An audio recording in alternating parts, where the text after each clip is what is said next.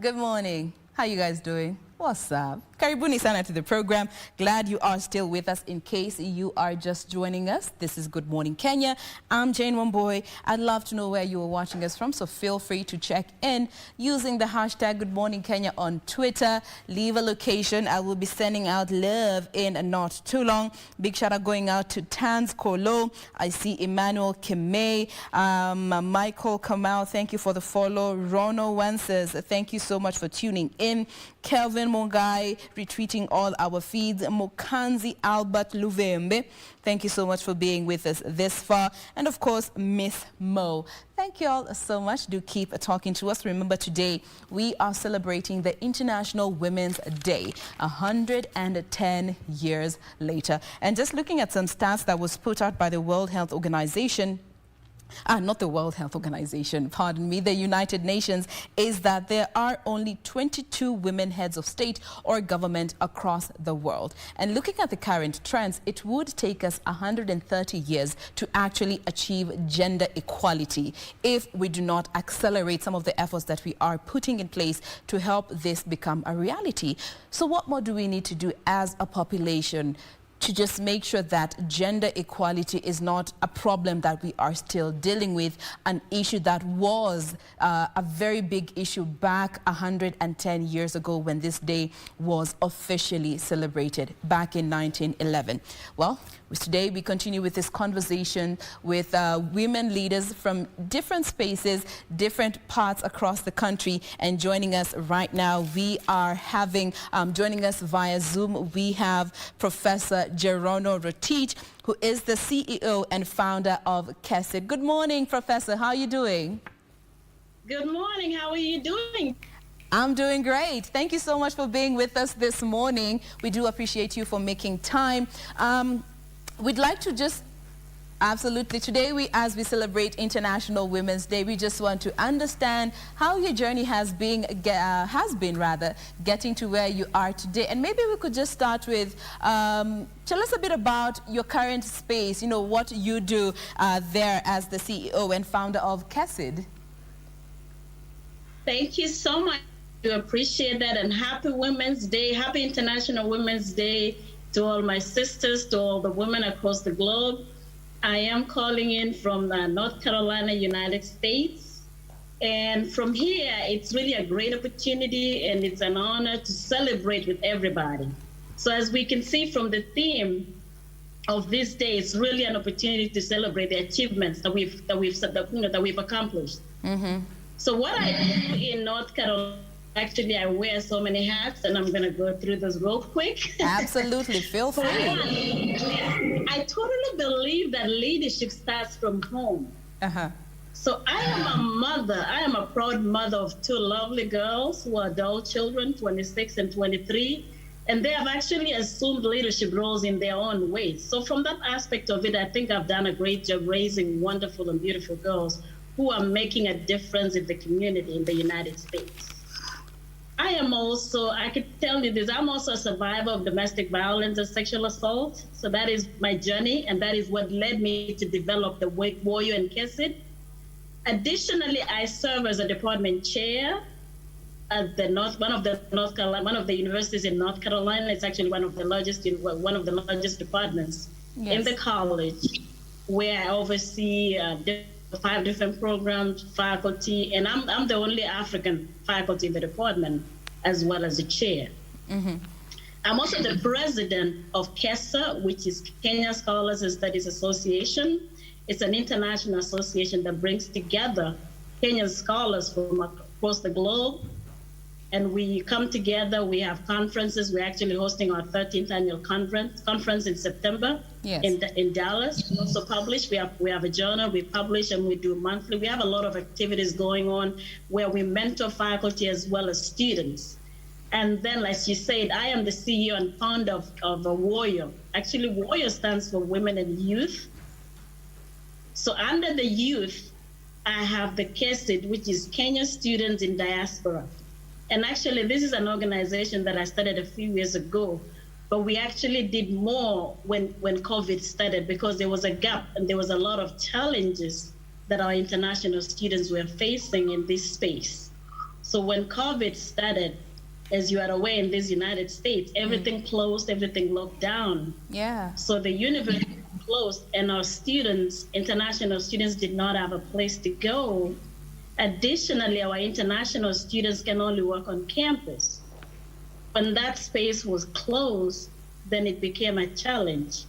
So I brought together community leaders, the organization in the state of North Carolina, and I brought together different leaders from the United States, from the Kenyan community and Friends of Kenyans, and we were able to raise funds to support international students during the COVID.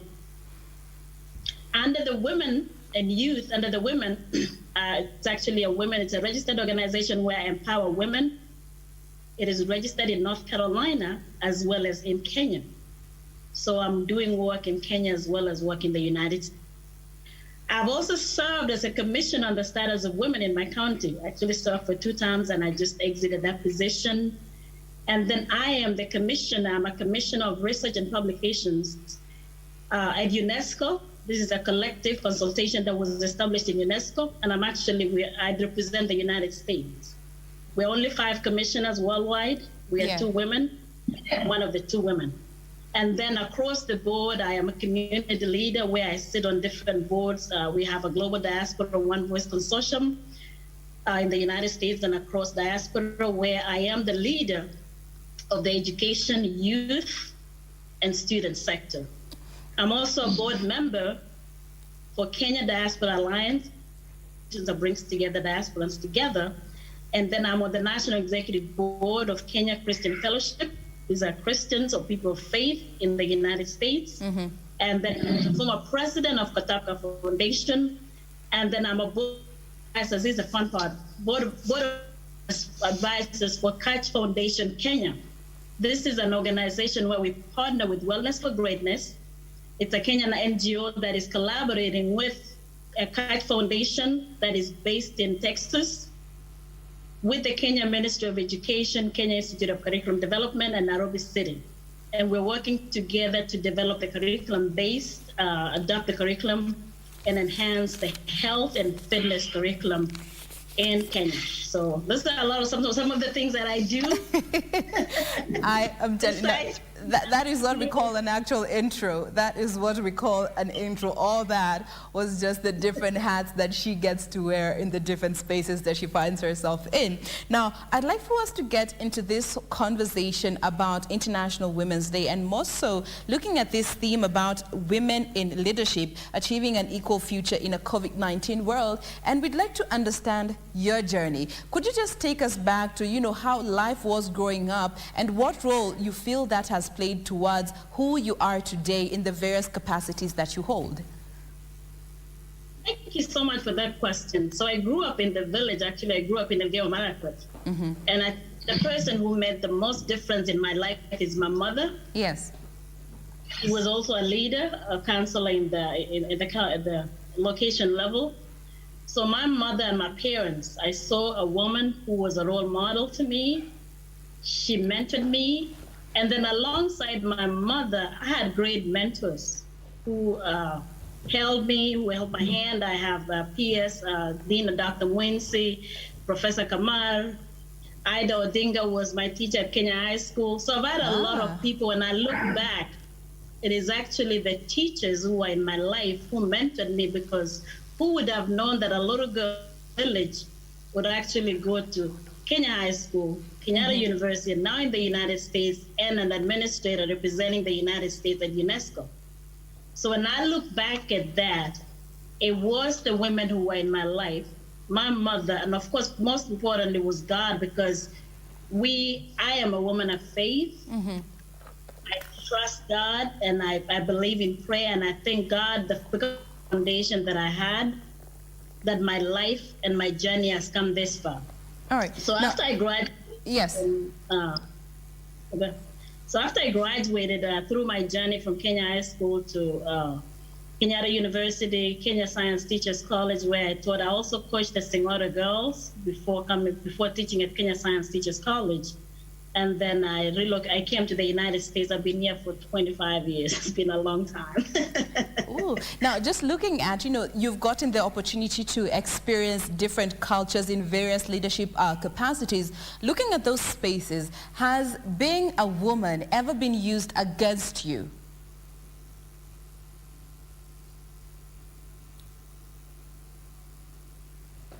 Oh, all right. We'll be getting back with Professor Jerono in a bit. Our Zoom may appear to catch a feeling, as or rather it's excited today as we are celebrating the International Women's Day. I believe we are back. Professor, can you read me loud and clear? Yes, I can hear you now. All right. Now, getting back to what I was asking you, you've gotten the opportunity to interact with different cultures, different spaces, and also in various leadership capacities.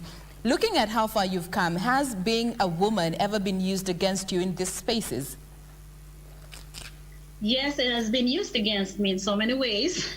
So, especially when you're in another country, so you have various challenges that you're dealing with. One is the gender, one is the accent, and then your skin color. So all those things have actually been triple, and they've been challenges. But because I look at myself as a resilient young girl who has never let anything stop me, so what I did was, any space that I entered, I made sure I did way more than was required. And that's what I tell people, especially when you're outside the country. They judge you very differently. You're female, you have an accent, and you're Black. So then what I ended up doing was, whenever you put in any space, you have to prove yourself above and beyond. So for example, when I came here, I finished my studies. When I had to go through the tenure process from being an instructor to an assistant professor to associate professor to the rank of full professor, and now where I'm an administrator at a university, I had to do way above and beyond to prove myself. But when I look back at my journey, I said, I'm gonna let them stop me. I have come from so far, and I have the good Lord behind me. So it was not an easy journey, and that is why I do what I do right now, because I want to mentor somebody. I want to tell somebody, if I could do it, you can do it. I want to hold their hand, mentor them. Yes. Now, just looking at some of what our viewers are saying, they are absolutely loving your regalia today. They love the African theme going on, saying Mama is representing us out there. That is Susan on Twitter. And this brings me to that whole aspect of culture. As a people, looking at our cultural setup, it is mostly very patriarchal, and you find women given opportunities is such a rare event. How can we work with keeping up with our culture, still embracing our roots and who we are, but also take on some of these gains that are set to benefit all of us as a people, but just empowering our women better? Yes, thanks for asking that question. It was actually interesting because I remember when my kids were young. Yeah. Because culture was looked at very differently. I remember my kids telling me, Mommy, don't wear those clothes when you come to see us. They're like, you're embarrassing us. So I said, no, I'm going to embarrass you even more now. So I actually started putting on my clothes even more. Everywhere I went, I represented my culture, and I'm not ashamed of that. So eventually they actually realized, and actually my kids now tell me they want to come to Kenya to learn the language because they don't know it. They like the Kenyan food. But because of that, they have that identity that they're Kenyan, that they're African. So it's now that they appreciate, and actually here in the United States, we do a lot of things. We celebrate our culture. For example, in July, we had one voice, one celebrating one culture. I serve UNESCO. I'm on UNESCO, and actually I'm on the commission of the World Traditional Sports that was actually started in Turkey. So I'm on that commission. What we do there is we want to embrace and develop our traditional sports and games, especially during this time of COVID, where we all know that we got to stay healthy, we got to exercise, we got to keep moving, we got to participate in.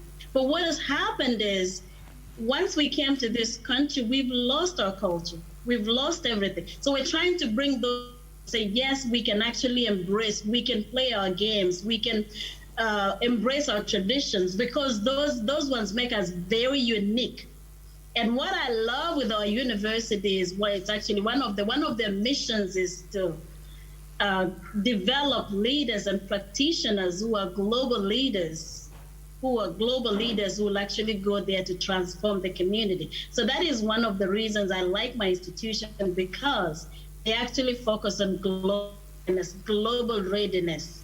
And a few years back, I remember actually it was interesting because I traveled to China and I met Professor Kamal there. At that time, she was the Minister for Education.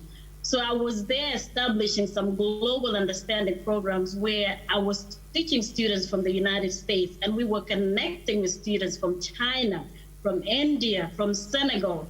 You know, I tried to do the same connection with Kenya. It was just not successful. They were not embracing, and they did not give us that opportunity. Mm-hmm. So I've actually gone beyond and across the board to bring the culture into our classrooms, into the United States classroom, by connecting them to outside the globe. So we are doing what we can do to promote that. And as a Kenyan community here, we continue to do that at different spaces, through different organizations. So yes, we are Kenyan. We love our culture.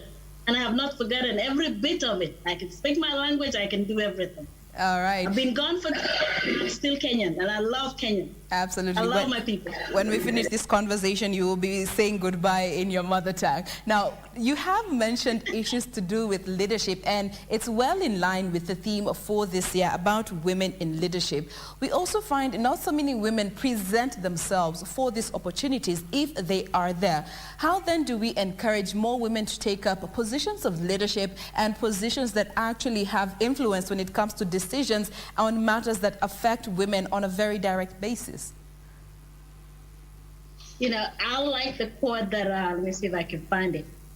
Michelle Obama says that we can do anything that we want to do. Yeah.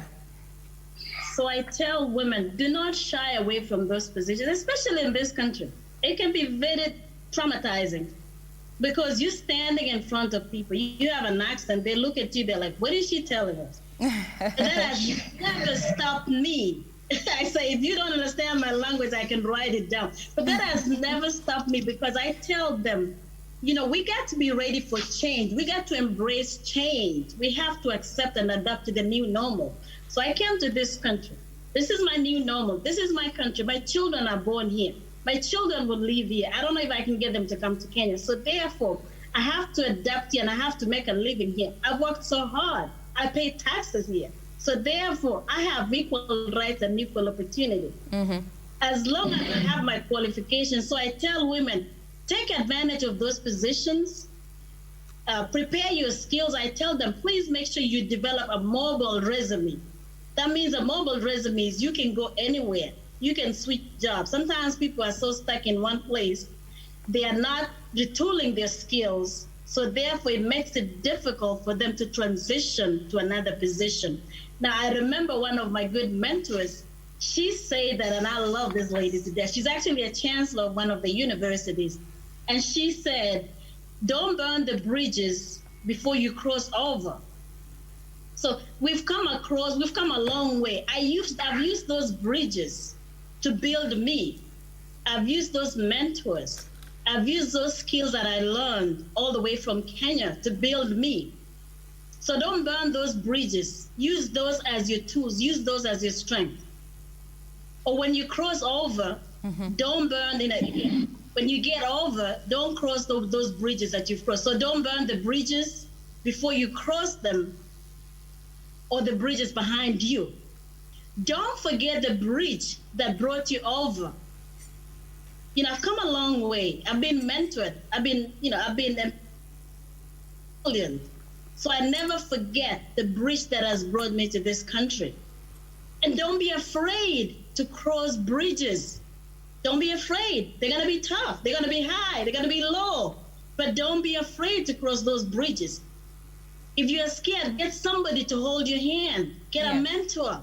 Get somebody to pray you through. So don't be afraid to cross those bridges. And then the last thing that I love the most is, if they don't give you a seat, bring your folding chair. We have folding chairs here. Walk around with it if you must. I'm going to bring my chair right there at the table. I'm going to sit beside you until you give me a position. All right. Now, as we draw this particular conversation to a close, I'd like for us to talk about issues to do with violence and the different forms in which it presents itself in, looking at the space where women are in leadership positions. You know, during COVID-19, issues to do with sexual violence was a crisis, at least here in our country. So what of in leadership positions? How would you advise women to go about handling such cases to do with violence, especially in these positions of power? You know, that is a very touching point. Issues of violence was not only a problem in Kenya. We had that issue across, even in the United States. We've actually had women killed. We've had women abused. We've had women hurt. And as a survivor of domestic violence, I'm very passionate about this topic. So what we tell women is, what we tell our leaders is, let's advocate, and that's why I call myself an advocate, a champion of women, because being there, done that, it hurts. It's So let us not underestimate this. Let's support women who are going through this. You know, change your new normal. I call myself, you know, when I went through what I went through, I embraced my new normal. I was able to reach out for help, counseling, support. So let us support women. Let us support, and also there are men who are abused. There are also men who are abused. So regardless of who is going through what, let's support one another as leaders. Let us create those programs, those support programs for these people. Let us give them some of them, for example, whoever the partner is abused, they're not able to move on. I know of a few ladies, they're not able to move on because they don't have the skills to get a job, to get something, to move on to the next level.